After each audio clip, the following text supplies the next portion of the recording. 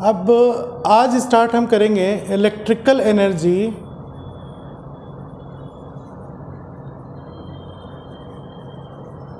And power. ठीक, जो work done होगा वही एनर्जी होगी और पावर क्या होगा, रेट ऑफ वर्क डन। इस चीज़ को हम फिजिक्स के एस्पेक्ट में इलेक्ट्रिसिटी के टर्म में समझना है। अब मान लीजिए आपके पास एक वायर है, इस पे कुछ रेजिस्टेंस है, इस वायर का कुछ रेजिस्टेंस होगा, वो हम मान लेते हैं R है। जो रेजिस्टेंस है वो R होगा, ठीक है। तो ये एक लोड हो गया या फिर रजिस्टर हो गया या एक वायर है, ठीक है। इसके दो एंड है, एक पॉइंट A हो गया और एक पॉइंट B हो गया। इस दोनों एंड के बीच में अगर मैं एक बैटरी लगा दूं, ठीक है, तो इसकी पोटेंशियल डिफरेंस हो गई V। ध्यान से देखना जरा, एक रजिस्टर लिया जिसकी रेजिस्टेंस है कैपिटल R और इस रजिस्टर का दो टर्मिनल हमने ले लिया, एक A और एक B। और अगर हम इसे बैटरी से कनेक्ट करते हैं तो उस बैटरी की जो पोटेंशियल डिफरेंस होगी वही आपका रजिस्टर A और B के बीच का पोटेंशियल डिफरेंस होगा। करंट अगर पास करेगा इसमें तो positive terminal to negative terminal pass होगा, मतलब ये करंट की डायरेक्शन हो गई ऐसे। अब बात ऐसे ये होती है कि अगर करंट इस तरफ से पास हो रहा है A टू B, तो आपने पढ़ा था स्टार्टिंग में कि करंट पास करने के लिए नेसेसरी कंडीशन क्या है, पोटेंशियल डिफरेंस होगी। और जो करंट पास होती है वो हाई पोटेंशियल से लो पोटेंशियल की तरफ जाती है। मतलब इलेक्ट्रिक करंट, जो काम की बात है यहाँ पर वो ये है कि electric current flows from higher potential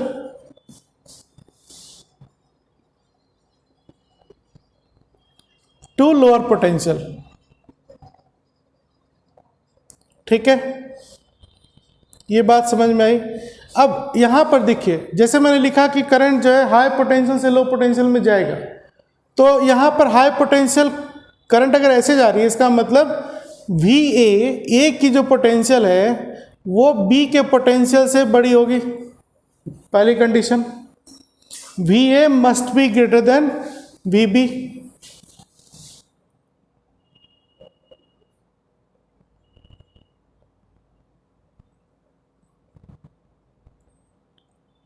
है ना। तो A से B करंट जा रही है तो VA must be greater than VB।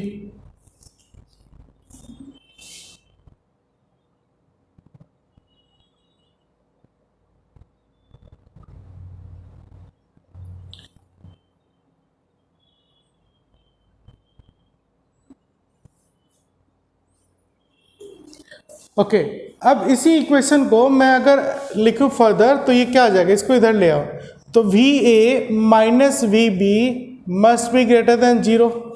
मतलब इन दोनों के बीच का पोटेंशियल डिफरेंस 0 से बड़ा है, मतलब पॉजिटिव आएगा, कुछ ना कुछ पॉजिटिव वैल्यू होगी। VA minus VB must be greater than 0।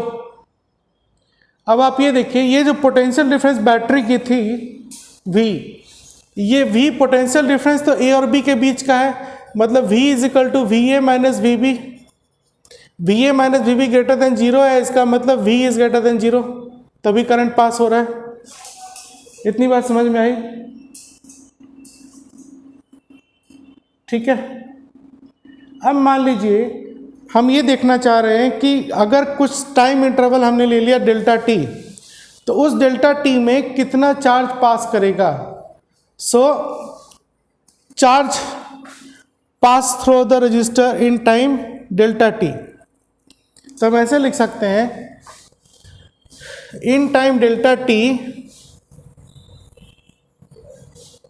In time interval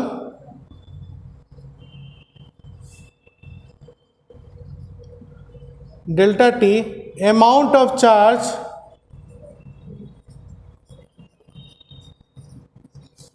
traveling from A to B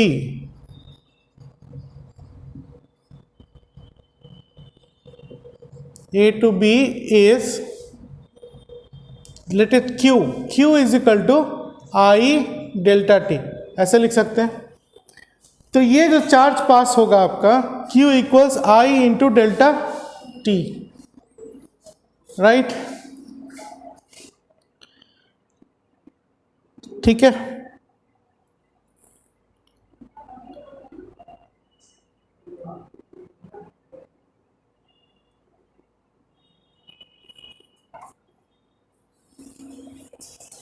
समझ में आ रहा है?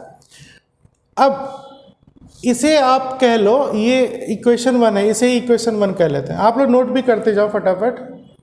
अब ये देखो कि मैं इस चार्ज को पोटेंशियल से रिलेट करना चाहता हूँ, क्योंकि मुझे एनर्जी बतानी है। तो पोटेंशियल का डेफिनेशन क्या था?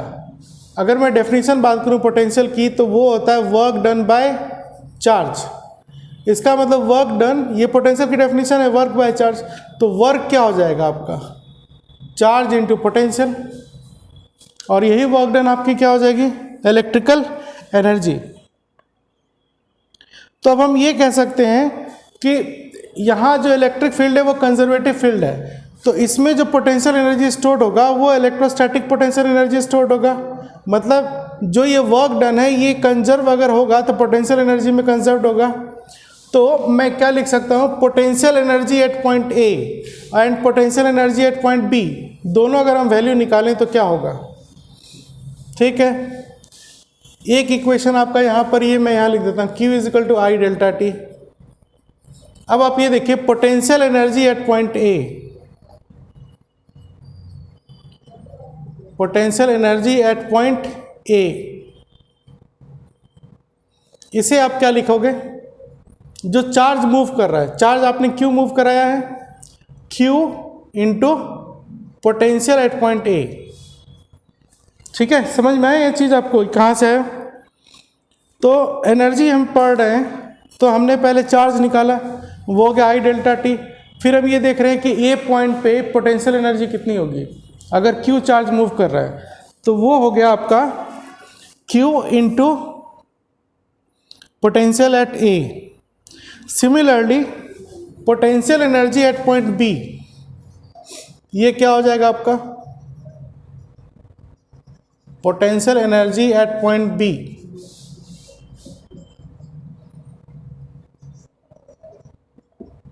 Q into potential at B. ठीक है, सेकेंड थर्ड, बात समझ में आए?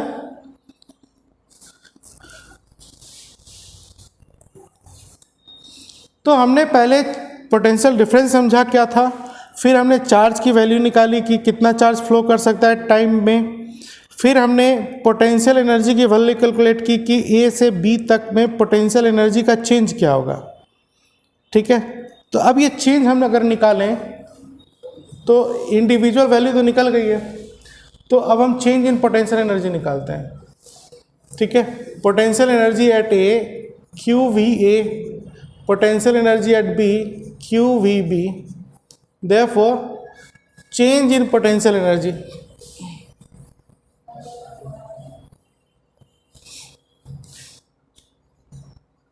चेंज इन पोटेंशियल एनर्जी, ये मान लीजिए डेल्टा यू है, तो डेल्टा यू को हम क्या लिखेंगे? पोटेंशियल, जब भी एनर्जी का चेंज होता है तो आप क्या लिखते हो? इनिशियल एनर्जी या फाइनल एनर्जी, किसमें माइनस होगा? जो चेंज होगा हमेशा हम final energy minus initial energy करते हैं, राइट। तो यहाँ पर आपका फाइनल एनर्जी है potential energy at B minus potential energy at A. तो चेंज इन पोटेंशियल एनर्जी, अब इन दोनों की वैल्यू डाल दीजिए, क्या होगा? पोटेंशियल एनर्जी एट बी आपका आ गया Q into potential at B minus Q into potential at A. Finally अब आप देखेंगे कि ये डेल्टा यू की जो वैल्यू आएगी ये आया Q V B minus V A. ठीक है, तो when current flows from A to B or when charge flows from A to B, then in this process change in electrical potential energy across the resistor will be equal to moving charge multiplied by potential difference between the ends of conductor. Means यहाँ पर आपका Q moving charge है और VB minus VA उस conductor के बीच का potential difference है। तो चेंज इन पोटेंशियल एनर्जी आपकी हो जाएगी Q into VB minus VA। ठीक है, अब आप देखिए ये क्या निकल के आएगा आपका VB माइनस VA क्या होगा। आपने पहले क्या प्रूफ किया था, VA is greater than VB। इसका मतलब है इससे आपने ये निकाला था कि VA minus VB greater than 0 है, ये आपने पढ़ा था। यहाँ पर ये क्या आ रहा है VB माइनस VA, तो VB माइनस VA क्या हो जाएगा, less than 0। VB minus VA less than 0 मतलब निगेटिव हो गया ये, है ना। VB माइनस VA नेगेटिव हो जाएगी, तो हम इसे लिख सकते हैं, देखिए VB माइनस VA ये हमारा फाइनली आप ऐसे लिख दो माइनस Q इंटू V, है ना, जो काम की चीज़ है। तो कहने का मतलब चेंज इन पोटेंशियल एनर्जी, जैसे ये रजिस्टर है, इसकी रेजिस्टेंस से R, करंट I पास किया, बैटरी की पोटेंशियल है V, तो A से B तक जो चेंज इन पोटेंशियल एनर्जी होगा वो होगा minus Q into V।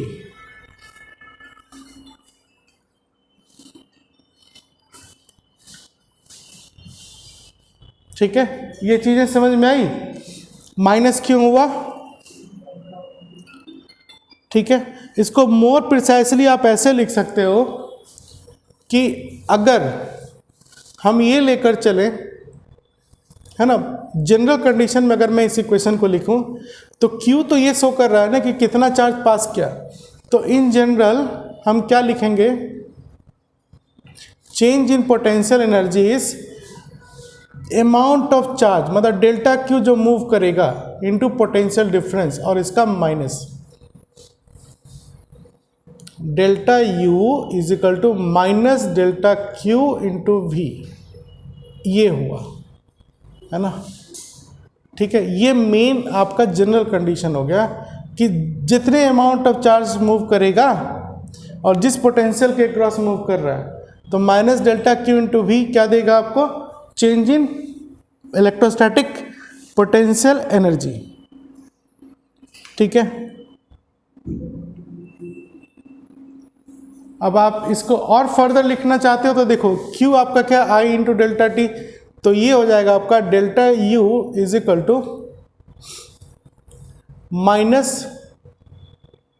VI delta T, minus VI delta T, ये है ना, यहाँ से मैंने ये वैल्यू डाल दिया उठाकर। ठीक है, ये एनर्जी हो गई डिफरेंट डिफरेंट फॉर्म में। इस रिलेशन को हम आगे लेके चलेंगे। अब मोशन देखो, एक तो है क्या कि इलेक्ट्रिक फील्ड एक कंजर्वेटिव फील्ड है, इसके वजह से यहाँ पोटेंशियल एनर्जी स्टोर होगी, वो चेंज इन पोटेंशियल एनर्जी इतनी आ गई। ठीक है, अब मोशन में कोई है, मोशन में क्या था आपका चार्ज है, तो जब चार्ज मोशन में होगा तो उसमें पोटेंशियल एनर्जी नहीं, उसमें क्या लेंगे हम, काइनेटिक एनर्जी, सिर्फ चार्ज की बात होगी। तो उसके लिए मैं क्या लिखूंगा, kinetic energy possessed by moving charge, है ना।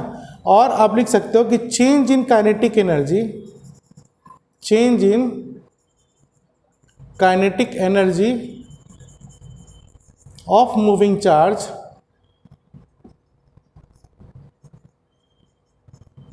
Delta Q।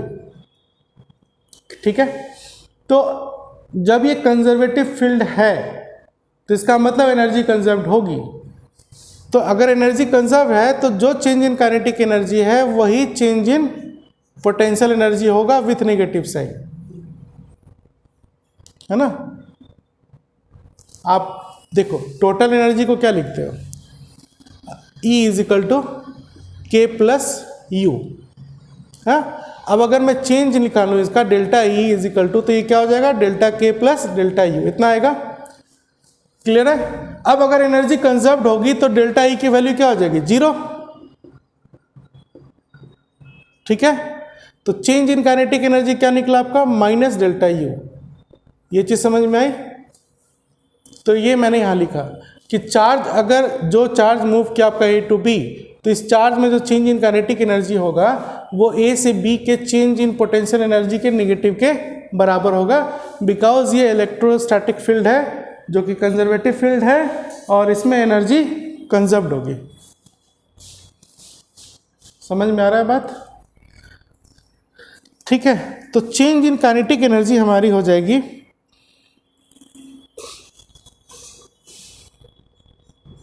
ये भी हम क्या लिख देंगे, ये माइनस वैल्यू डालोगे तो क्या हो जाएगा, डेल्टा क्यू इंटू वी। इसका क्या मतलब है, moving charge multiply potential difference. मतलब इलेक्ट्रोस्टैटिक फील्ड में जैसे मान लो कोई फील्ड है, इसमें 2 पॉइंट हो गया P और Q, सॉरी Q तो चार्ज होता है ना। मान लीजिए 2 पॉइंट हम ले लेते हैं फील्ड के अंदर, एक M ले लिया और एक N ले लिया। अब M से N मैं कोई चार्ज मूव करा रहा हूँ, मान लीजिए Q, स्मॉल q, ठीक है, स्मॉल q चार्ज को हम M से N ले जा रहे हैं। तो M से N का चेंज इन काइनेटिक एनर्जी क्या होगा, moving charge Q multiply potential difference, वो क्या होगा, Vm माइनस Vn। ठीक, ऐसे न्यूमेरिकल बनानी है आपको कि चार्ज अगर इस पॉइंट से इस पॉइंट जाएगा तो इसकी जो काइनेटिक एनर्जी चेंज होगी वो होगा moving charge multiply potential difference. ठीक है, अब इस 2 पॉइंट के बीच की अगर पोटेंशियल एनर्जी निकालनी हो तो वो क्या हो जाएगा, potential energy between M and N, ये इसके निगेटिव के बराबर हो जाएगा, minus Q Vm minus Vn। उम्मीद करता हूँ आपको ये चीज़ समझ में आ गया होगा, न्यूमेरिकल कैसे बनाने हैं। ठीक है, रिवीजन करेंगे तो अच्छा रहेगा।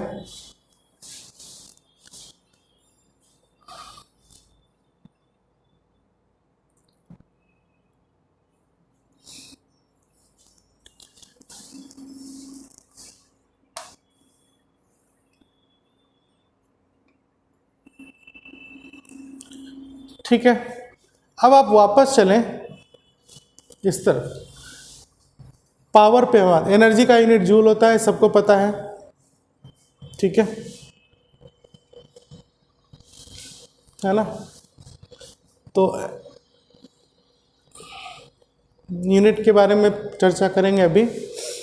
पहले अब आ जाओ पावर, एनर्जी का तो काम हो गया, इलेक्ट्रिकल पावर।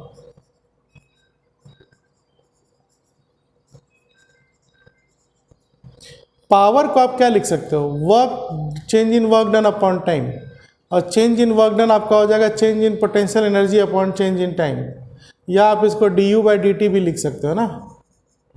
ठीक है, तो आप लोग मैथ्स स्टूडेंट हो तो आपको समझ में आता होगा कि ये d/dt और ये डेल्टा/डेल्टा t में क्या डिफरेंस है। ये फाइनाइट चेंज के लिए होता है और ये इन्फिनिटेसिमल स्मॉल चेंज के लिए होता है। जनरली अगर मुझे इंटीग्रल या डिफरेंशियल करना हो तो इस फॉर्मेट लेते हैं, और अगर हमें नेट फाइनाइट वैल्यू पता हो तो हम ये वाला वैल्यू यूज़ करते हैं। ठीक है, तो अब आप देखिए बीच में मैंने एक रिलेशन यहाँ पे छोड़ा था, ये कि इन 2 पॉइंट के बीच में चेंज इन पोटेंशियल एनर्जी हो गई माइनस VI डेल्टा t। तो पावर क्या हो जाएगा आपका, minus VI delta t upon delta t। ये डेल्टा t कट जाएगा। ठीक है, और माइनस साइन तो हम इग्नोर कर देंगे, ये आपका पोटेंशियल डिफरेंस की वजह से आ रहा था। तो पावर जो होगा हमारा वो सीधा लेंगे, क्योंकि पावर आपका स्केलर वैल्यू है तो नेगेटिव साइन नहीं आ सकती है, तो ये आ जाएगा VI, है ना, ये पावर आ गया। ठीक,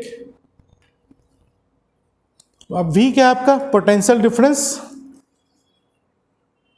और I क्या आपका, current flowing through the load और रजिस्टर और अक्रॉस द कंडक्टर। ठीक है, मैं क्या बोल रहा हूँ आप सबको समझ में आ रहा है, फिजिक्स ही है ना। कुछ रिवीजन कर रहे होंगे तो फिजिक्स काफ़ी इजी लग रही होगी आपको। चलिए, ठीक है, तो पावर आपका निकला VI।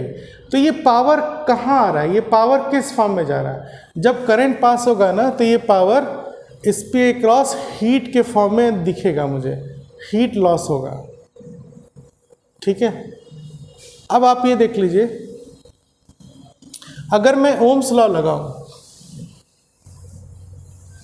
ओम्स लॉ क्या कहता है?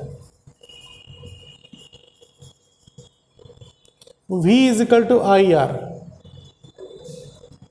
तो ये मेन फॉर्मूला है आपका पावर का। अब यहाँ पे आप मान लो पहले V को चेंज करते हो आई आर, तो ये पावर क्या दिखेगा आपका? V की जगह अगर हम आई आर डालेंगे तो आई आर इंटू आई क्या निकल के आएगा? आई स्क्वायर आर। एक फॉर्मूला हो गया। फिर पावर, अगर मैं V को छोड़ दूँ, I की वैल्यू चेंज करूँ, तो यहाँ से I क्या हो जाएगा आपका? V बाई आर। तो जब आप यहाँ V बाई आर रखोगे तो ये आ जाएगा V स्क्वायर बाई आर, और ये फिर आपका पावर आ गया VI, है ना। ये फॉर्मूले आए किसके? इलेक्ट्रिकल पावर के। ठीक है, जब हम रजिस्टर का सीरीज और पैरेलल कॉम्बिनेशन पढ़ लेंगे उस टाइम आपको ये देखना पड़ेगा कि सीरीज कॉम्बिनेशन में क्या कांस्टेंट रहता है। करंट पढ़ेंगे हम, तो उस टाइम अगर मान लो पूरा सर्किट में लोड जो है सीरीज में है या रजिस्टर सीरीज में है और वहाँ हमें पावर निकालनी है, तो ये फॉर्मूला लगेगा सीरीज कॉम्बिनेशन में। जो जैसे आई कांस्टेंट हो गया, उसी तरह से पैरेलल कॉम्बिनेशन में V कांस्टेंट होता है। तो उस टाइम ये जो फॉर्मूला है ना V स्क्वायर बाई आर, हम पैरेलल कॉम्बिनेशन के लिए अप्लाई करेंगे। जितनी भी डोमेस्टिक सप्लाई है, घर, ऑफिस, रोड पे जो बिजली होती है, रेलवे स्टेशन पे, कहीं भी इंसान जो कॉमर्शियल पर्पस पे यूज़ करता है, सारा डोमेस्टिक कॉमर्शियल जो भी, वो सारा पैरेलल कनेक्शन होता है। ठीक है, तो एक तरीका मैंने बताया कि कौन सा फॉर्मूला कब लगेगा। होता तो सारा तीन पावर ही है। ओके, ठीक है।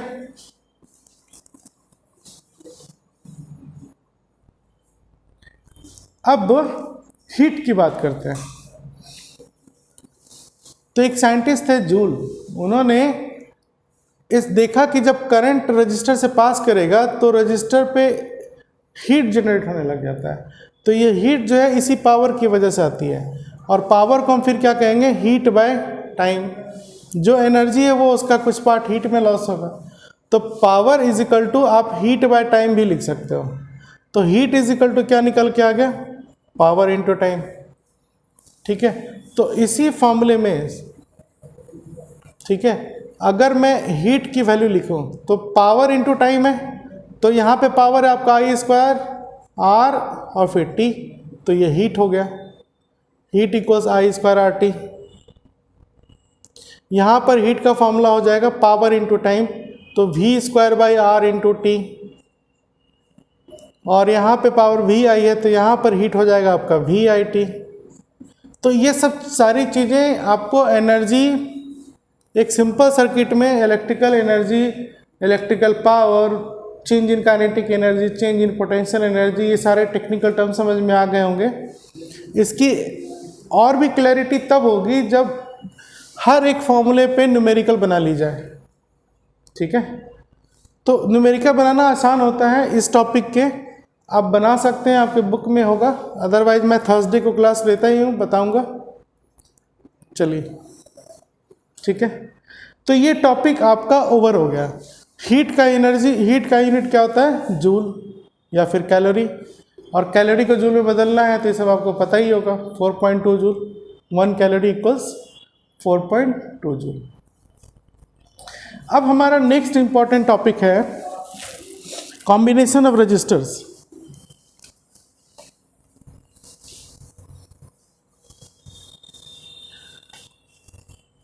ये काफ़ी इम्पॉर्टेंट है।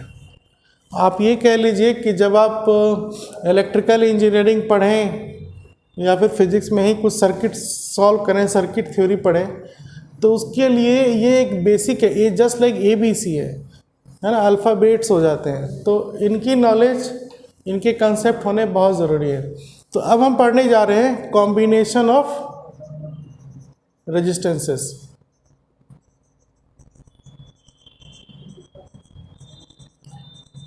Combination of resistances. तो रजिस्टर्स को दो तरह से कनेक्ट कर सकते हैं या कंबाइन कर सकते हैं। पहला है आपका रजिस्टर्स इन सीरीज।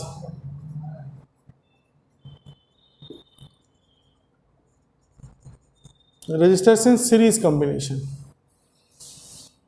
मान लीजिए आपके पास ये रजिस्टर है पहला R1, दूसरा है आपका R2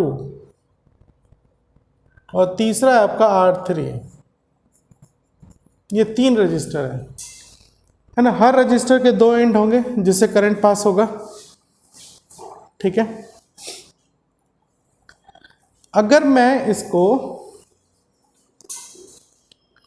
मान लीजिए यहाँ पे बैटरी आपकी या सेल है, इसकी पोटेंशियल डिफरेंस हो गई V, ये पॉजिटिव टर्मिनल और ये नेगेटिव टर्मिनल। तो आप चाहो तो हर रजिस्टर को बैटरी के इस दो टर्मिनल से जोड़ सकते हो।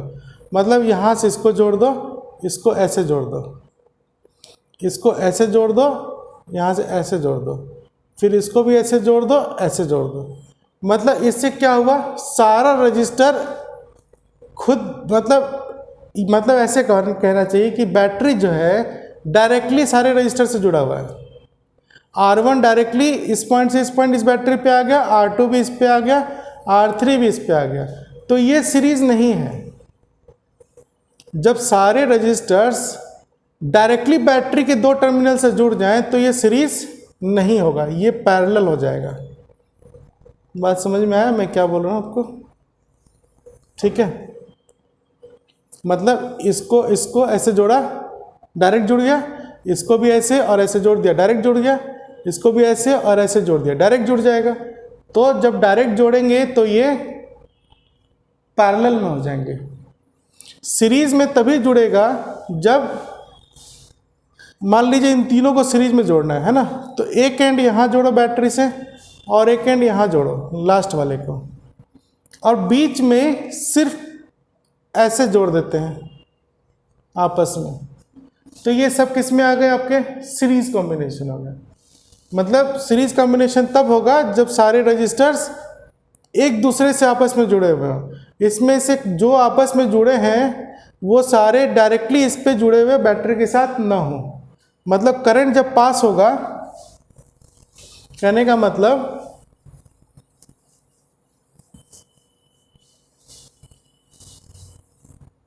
ये रजिस्टर है R1, ये रजिस्टर है R2 और ये रजिस्टर है R3।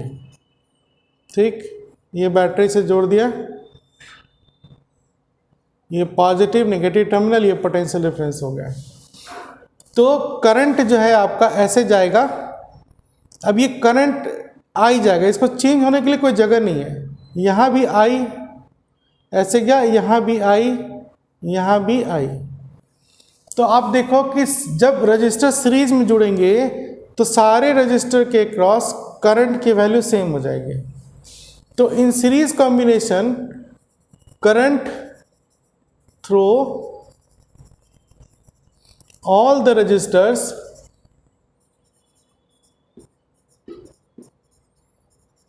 are in current through all the registers are same। देखिए हमें अप्लाई करना है ओम्स लॉ, V = IR। तो इसमें रजिस्टर तो खुद अकेला बैठा ही है ना। अब इसके लिए यही दो पार्ट होते हैं, V और I। तो सीरीज में I सेम होगा, V सेम नहीं होगा। कोई एक ही सेम होगा, दूसरा सेम नहीं होगा। वो आपको दिखेगा भी डायग्राम से। ठीक है, दोनों स्केलर क्वांटिटी है, V भी स्केलर है, I भी स्केलर है। तो ये पूरा प्रोडक्ट V स्केलर है, तो ये पूरा प्रोडक्ट भी स्केलर हुआ। ठीक, अब मैं मेन बात कह रहा था कि अगर करंट सेम है तो इसमें चेंज क्या हो जाएगा, पोटेंशियल। हर रजिस्टर के क्रॉस पोटेंशियल सेम हो जाएगा। तो मान लो पहले रजिस्टर इससे इसके अबाउट ये पोटेंशियल है आपका V1, ये पोटेंशियल है V1। इसकी पोटेंशियल है V2 और इसकी पोटेंशियल है V3, है ना।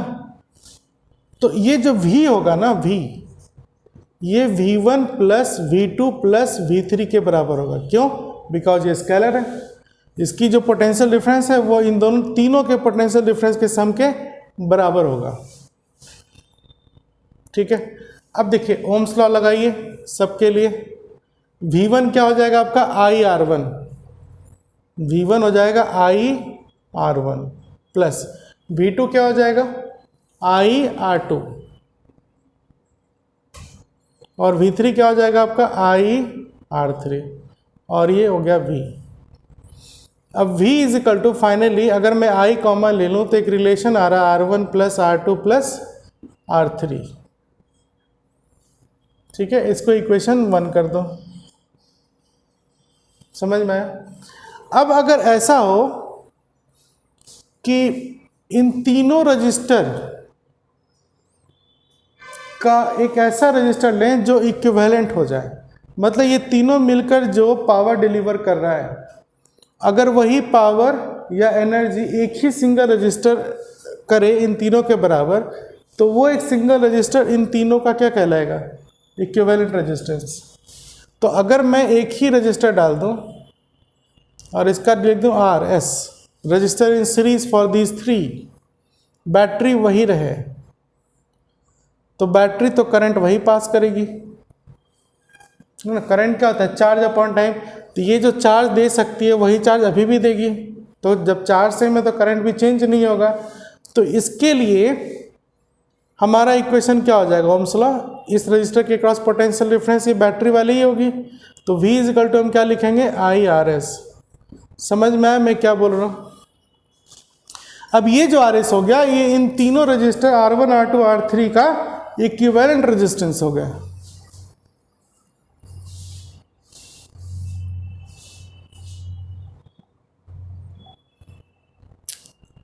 ठीक है, तो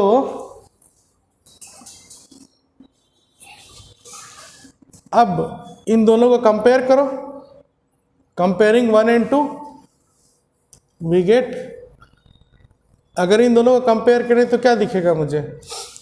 ये जो RS है किसके बराबर हो गया? Therefore RS is equal to R1 plus R2 plus R3। अब 2 हो 3 हो जितने भी हो, तो सीरीज में जो इक्विवेलेंट रेजिस्टेंस होगा वो सारे इंडिविजुअल रेजिस्टेंसेस के सम के बराबर होगा। अब ये जितने हो जाए 3 4 5 6 जितने भी हैं, तो सब का अलजेब्राइक सम कर दोगे तो वही आपका इक्विवेलेंट रेजिस्टेंस आएगा। मतलब रजिस्टर जब सीरीज में कनेक्ट होंगे तो इनकी इक्विवेलेंट रेजिस्टेंस जो होगी हर एक इंडिविजुअल से बड़ी हो जाएगी। मतलब RS मतलब equivalent resistance in series is greater than individual resistances.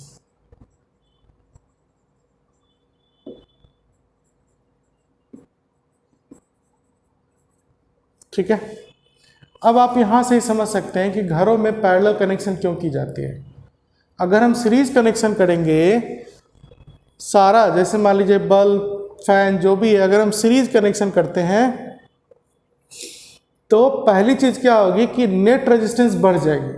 तो रेजिस्टेंस जितना बढ़ेगा करंट उसके कंपैरेटिवली उतना ही कम हो जाएगा, पहली चीज। दूसरा, जितना ज़्यादा रेजिस्टेंस है उतना ज़्यादा हीट जनरेट होगा। ठीक है, तो घर की वायर जल सकती है, जल्दी जल जाएगी, बहुत तरह का इश्यूज आएगा। अब इस चीज़ को, ये तो आपको समझ में आया, इसको आप ऐसे समझ जाइए। इसलिए मतलब हमारा बिल भी ज़्यादा आएगा क्योंकि रेजिस्टेंस ज़्यादा बढ़ गया, हीट ज़्यादा होगा मतलब पावर ज़्यादा कंज्यूम करेगा तो ज़्यादा बिल आएगा। एक प्रॉब्लम ये। दूसरा इसका सबसे बड़ा प्रॉब्लम क्या है, इसको आप ऐसे समझिए, जैसे मान लो ये नदी है ना, रिवर है, बड़ी सी रिवर है, पूरा पानी पानी है ना, समझ में आ रहा है। और आपको इस किनारे से इस किनारे जाना है, तो अगर पुल हो तो बड़ा अच्छा है। तो मान लो यहाँ पे पुल भी बना हुआ है, एक ब्रिज बना हुआ है, ठीक है। थोड़ी देर के लिए समझिए कि ये ब्रिज है, ये ब्रिज हो गया लकड़ी वाला, है ना, काफ़ी अच्छा ब्रिज होता है लकड़ी का, है ना, हिलते डुलते आनंद लेते हुए लोग पार करते हैं, ये ब्रिज है। अब ये हर स्टेप मान लो रजिस्टर है, सब किस में कनेक्ट होता हुआ दिखेगा आपको? सीरीज में, है ना, यही सीरीज कनेक्शन है, ठीक है। अब मान लीजिए आप जा रहे हो, तो आप ऐसे निकलते हो, इस पे चले जाते हो, है ना। जो जा रहे हैं, मान लीजिए एक कोई आदमी जा रहा है, वो एक चार्ज हो गया Q1, तो आराम से चला गया। और भी आदमी जाए, दूसरा ये भी चला जाएगा, तो पूरी भीड़ जाने लगेगी, तब क्या होगा? चलने में दिक्कत आएगी। क्यों आएगी दिक्कत? कंजेस्टेड हो जाएगा, ये टूट सकता है। बहुत ज़्यादा लोग एक साथ चल देंगे, है ना, तो ये टूट सकता है, ठीक है। अब किसी भी वजह से मान लीजिए टूट गया, बीच का 2-3 टूट गया, है ना, ऐसे हो गया। अब कोई पार कर पाएगा क्या यहाँ से वहाँ तक? यहाँ से यहाँ कोई जा पाएगा? नहीं, रुक जाएगा। तो अब जैसे मान लीजिए जो चार्ज पास हो रहा था, ये भी अब पास नहीं करेगा, यहीं पर रुक जाएगा। तो जैसे बीच का कोई भी अगर स्टेप टूट गया तो आदमी पार नहीं कर पाएगा, उस तरह से चार्ज भी पास नहीं होगा, मतलब करंट यहाँ पर क्या हो जाएगा? जीरो। तो कहने का मतलब बीच में एक भी रजिस्टर खराब हो गया, तो खराब होने को हम क्या बोलते हैं? Short circuit. तो अगर शॉर्ट सर्किट हो गई, जहां पर भी शॉर्ट सर्किट हो जाएगा, शॉर्ट सर्किट समझ में आया क्या हुआ? शॉर्ट सर्किट हुआ, और अगर सीरीज है, and if in series, if it is in series में शॉर्ट सर्किट हुआ, तो क्या होगा? वहीं पे करंट आपका जीरो हो जाएगा। मतलब जिस रजिस्टर पे शॉर्ट सर्किट हो गया, मतलब उस आर्म में अब करंट पास नहीं करेगा। इतनी बात समझ में आई? तो हमारा पूरा पावर सप्लाई खराब हो जाएगा। अब घर में बल्ब जल रहा है, फैन चल रहा है ना, ठीक है। जितने भी गरीब लोग हैं सबके घर में एसी होती है, तो हो सकता है बल्ब खराब हो जाए, एसी ठीक रहे, तो अंधेरे में एसी का हवा लेना पड़ेगा। क्या ऐसा संभव है? नहीं। बल्ब खराब हुआ तो एसी भी नहीं चलेगा। समझ में आई बात? मैं क्या बोलना चाहता हूँ, एक चीज बीच में खराब हो गई सीरीज में, तो पूरा आपका करंट का सिस्टम डैमेज हो जाएगा, मतलब करंट पास नहीं करेगा। तो सीरीज कनेक्शन का एक दूसरा सबसे बड़ा ड्रॉबैक है, इसलिए सीरीज कनेक्शन यूज नहीं की जाती। इसको हम डेकोरेशन के लिए यूज करते हैं सीरीज में, जैसे दीपावली हो या फिर कोई फंक्शंस वगैरह होता है, मैरिज, बर्थडे, डिफरेंट टाइप का, है ना। जैसे आप लोग IIT में चले जाएंगे तो एक फंक्शन करेंगे, पार्टी करेंगे, तो उसमें सारे जो डेकोरेशन होगी लाइट की, वो डांसिंग बल्ब होती है ना, वो सारे किस में होते हैं? सीरीज कनेक्शन में की जाती है। अब उसमें छोटे छोटे बल्ब्स होते हैं, अगर एक भी बल्ब खराब हो गया तो सारा लाइट बंद। अब ढूंढिए कि कहाँ पे खराब हुआ है, तो उसको ठीक करने में भी बहुत टाइम लग जाता है, ठीक है। आपको समझ में आ गया? तो रजिस्टर जब सीरीज में होगा तो उसकी वैल्यू क्या होती है और इसका प्रॉब्लम क्या है, डिमेरिट्स क्या है, ये सब आपको समझ में आ गया। सबसे पहली प्रॉब्लम ये है कि एक भी शॉर्ट सर्किट हो गया या खराब हो गया, एक लोड भी, तो पूरी पावर सप्लाई बंद हो जाएगी, ठीक है, और उसको फिर ढूंढना पड़ेगा कहाँ पे खराब हुआ। दूसरा प्रॉब्लम क्या है कि इसमें अगर खराब नहीं भी हो रहा है तो रेजिस्टेंस बहुत ज़्यादा बढ़ जाएगी। रेजिस्टेंस बढ़ जाने से पावर बहुत ज़्यादा कंज्यूम होगा, हीट ज़्यादा निकलेगा, तो बिल ज़्यादा आएगी, इलेक्ट्रिसिटी बिल काफ़ी ज़्यादा आएगी, ठीक है। चलिए, समझ में आया आपको सीरीज कनेक्शन क्या है? अब हम चलते हैं पैरेलल कनेक्शन। अच्छा, एक चीज़ और मैं बता दूं, जैसे रजिस्टर को सीरीज में कनेक्ट किया तो ये इक्विवेलेंट रेजिस्टेंस आई। कैपेसिटर को सीरीज में करते थे, वो आपने पढ़ा था, तो वहाँ पे फॉर्मूला क्या था? 1/C1 plus 1/C2 plus 1/C3 plus 1, है ना। तो ये दोनों किसका है? सीरीज का ही है। सीरीज में ऐसे चलता है, कैपेसिटर इन्वर्सली प्रोपोर्शनल हो जाएगा।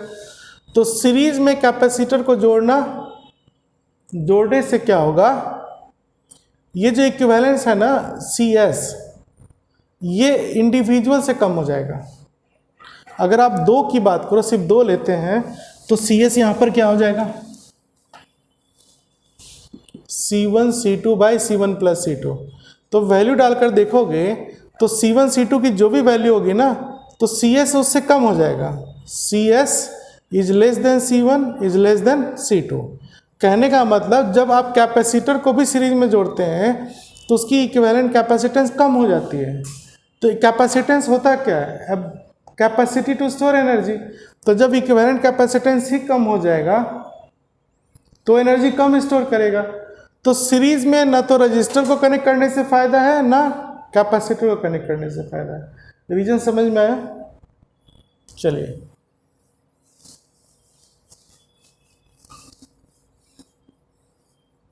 अब हम पढ़ते हैं रजिस्टर इन पैरेलल। आप लोग पढ़ रहे हैं या नींद आ रही है आप लोगों को?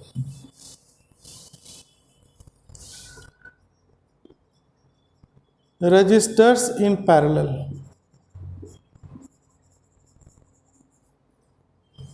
ठीक, इसको पढ़ते हैं। सबसे पहले तो मैं आपको ये बोल दूं कि ये क्यों बेनिफिशियल है, इसके क्यों फायदे अनेक हैं। तो इसको फिर वही रिवर से ही समझते हैं। मान लो ये रिवर का वही है, बीच में रिवर चल रही है ना। जब आप यहाँ पे खड़े हैं तो आपको पानी बिल्कुल साफ हो दिख रहा होगा, कुछ नहीं है। जैसे ही उतर जाएंगे तो बहुत सारे मगरमच्छ वगैरह आपको आ जाएंगे हैंड शेक करने, ठीक, तो वो अलग बात है। लेकिन मान लो पहले एक ब्रिज यहाँ पर है, पहला ये ब्रिज 1, एक और ब्रिज डाल दिया इसके सामने, ब्रिज 2, एक और डाल दिया, 3 ब्रिज है नदी पे, आमने सारे पैरेलल है, ठीक।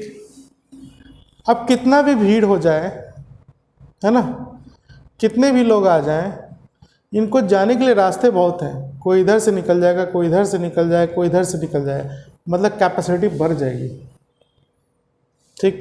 पहली बात, अगर कोई एक खराब भी हो गया, मान लो ये पहला ही खराब हो गया, है ना, तो भी प्रॉब्लम नहीं है। जो यहाँ पे जितने लोगों को जाना है वो इसको छोड़ के इधर से निकल जाएंगे, मतलब पावर सप्लाई रुकने वाली नहीं है। इसी तरह से आप देखते होंगे कि घर में अगर एक बल्ब फ्यूज़ हो गया तो बाकी चीज़ें चल रही हैं। यही वजह है कि एक खराब हो जाने से दूसरा पाथ अवेलेबल है। तो पैरेलल कनेक्शन में नेट पावर सप्लाई जल्दी इंटरप्ट नहीं होती है, वो चलता ही रहेगा। बात समझ में आया? अब हम देखते हैं दूसरा इसका कंसेप्ट क्या है।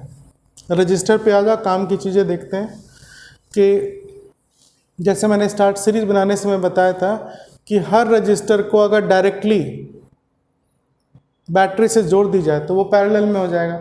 अब यहाँ सामने सामने रखो, यूं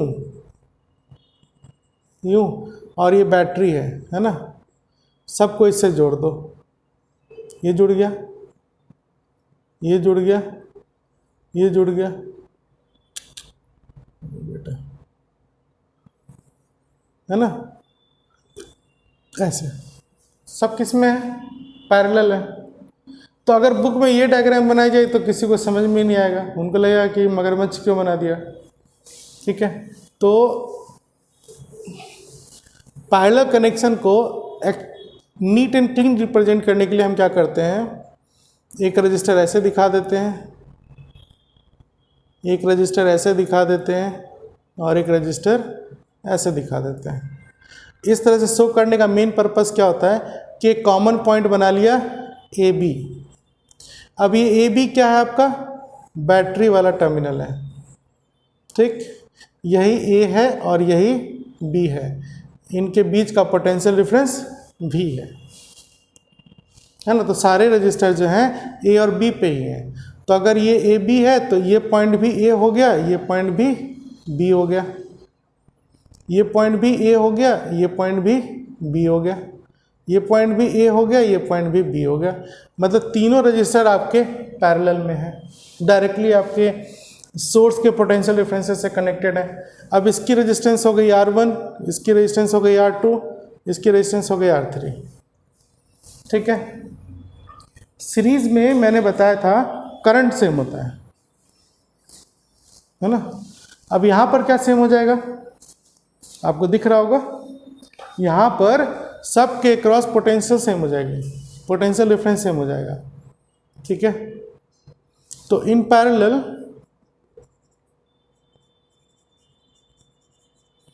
पोटेंशियल डिफरेंस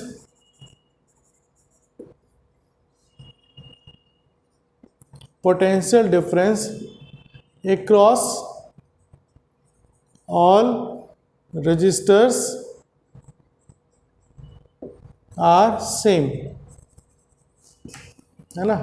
तब चेंज क्या हो जाएगा, current V equal to I R में अगर आपका V सेम हो गया तो I चेंज होगा, वो यहाँ से दिखेगा भी। तो अब मैं इस डायग्राम को फिर से बनाता हूँ, ए बी ज़्यादा हो गया है ना।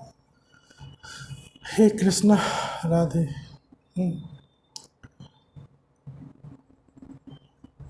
ये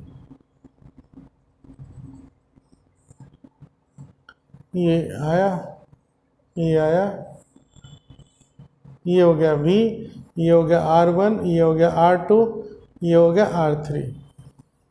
ये करंट यहाँ से मान लो निकला है आपका I, तो ये करंट I जो है यहाँ पे इसको 3 वायर मिल रहे हैं, 3 लोड है, तो एक इधर डिवाइड होगा, तो इधर आपका I1 हो गया, ये I2 हो गया और ये I3 हो गया।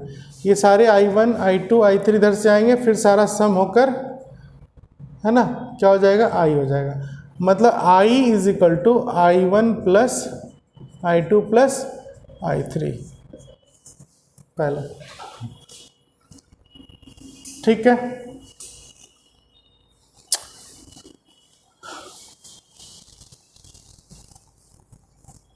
दिख रहा है ना सबको। I डिवाइड हुआ था I1 I2 I3 में, तो यहाँ से फिर ये I1 ही आएगा है ना, ये I1 ही आया, इधर से I2 ही आएगा और इधर से I3 आएगा, फिर तीनों जुड़ के यही वाली I वाली वैल्यू हो जाएगी। फाइन। तो करंट जब डिवाइड होती है ना, तो इसको मैं किरचॉफ लॉ में और बेटर तरीके से समझूंगा, वो आगे पढ़ना है। अब नॉलेज के लिए मैं अभी बता दूं आपको कि अगर सारे रजिस्टर इक्वल होंगे तो ये सारे करंट की वैल्यू सेम हो जाएगी, इक्वली डिवाइड होगा।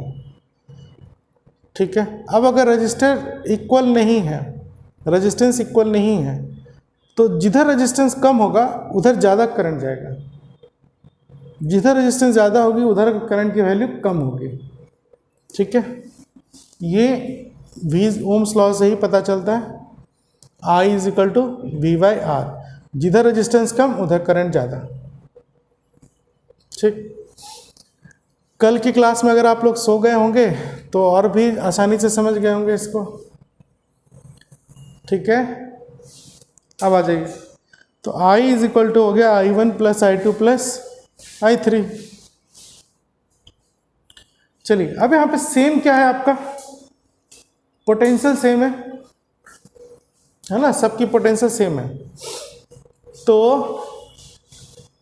अगर मैं फर्स्ट रजिस्टर की बात करूं R1 की, तो उसका पोटेंशियल डिफरेंस V होगा और इसमें करंट क्या है I1, रेजिस्टेंस क्या है R1, तो V हो गया आपका I1 R1।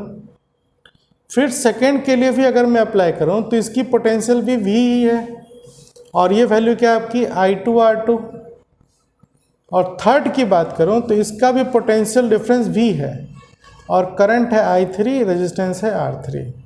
ठीक है, यहाँ से देखो मेन इक्वेशन तो हमारा ये है, इसमें I1 I2 I3 की वैल्यू डालनी है, तो I1 कितना आ जाएगा आपका V बाय R1, I2 कितना आ जाएगा V बाय R2 और I3 कितना हो जाएगा V बाय R3। ये चीज़ें समझ में आ रही है।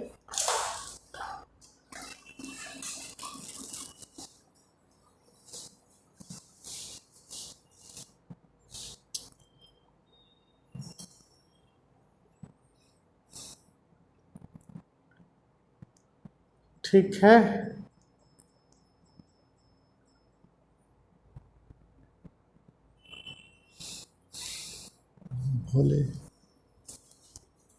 ओके, अब मैं क्या करूँगा, ये I1 I2 I3 की वैल्यू इसमें डाल देंगे, तो क्या मिलेगा मुझे,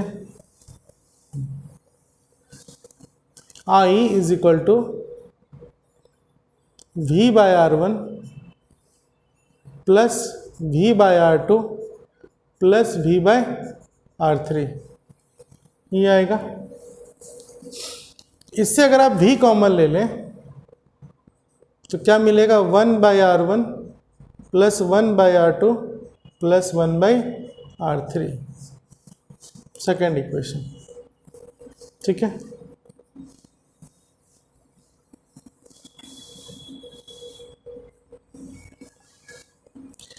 अब आप ये देखो,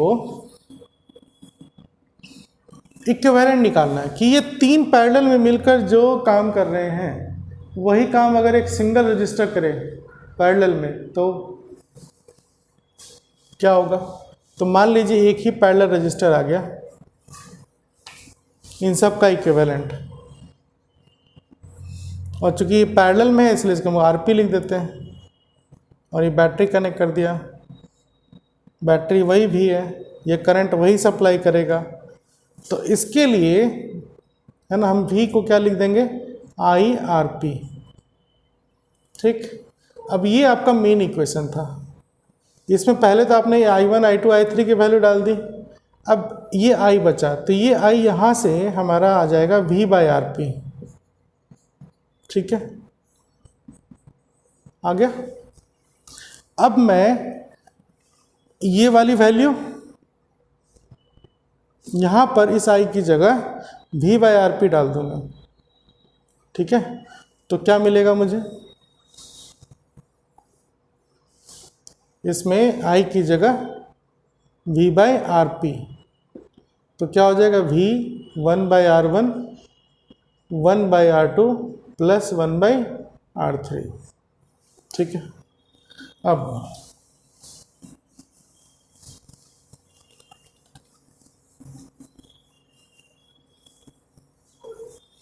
ये V कैंसिल, तो 1 बाई आर पी क्या निकला आपका, 1 by R1 plus 1 by R2 plus 1 by R3, ये पैरेलल कॉम्बिनेशन में आया।